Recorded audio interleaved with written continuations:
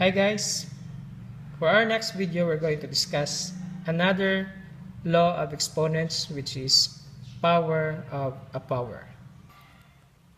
Power of a power states that if n and m are positive integers, then a to the power of n raised to the power of m is equal to a to the power of n times m. Now in here, if we're going to have examples, example number 1, let's have x cubed raised to the power of 4. So what you're going to do is you're going to copy the base x, then multiply the exponents. 3 times 4, then 3 times 4, that will be equivalent to 12. So your answer will be x to the power of 12. Example number 2. If we're going to have y squared raised to the power of 5, that will be y raised to the power of 2 times 5.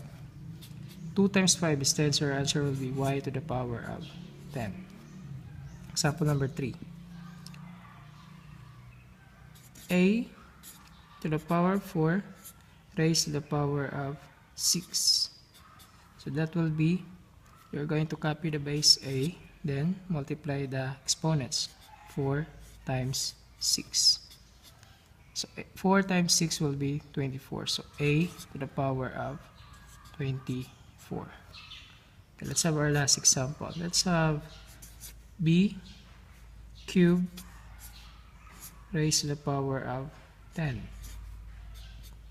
So copy the base b, then multiply the exponents. 3 times 10. So this is b. 3 times 10 is 30. So b to the power of 30. I hope this video helped you. Thank you and goodbye.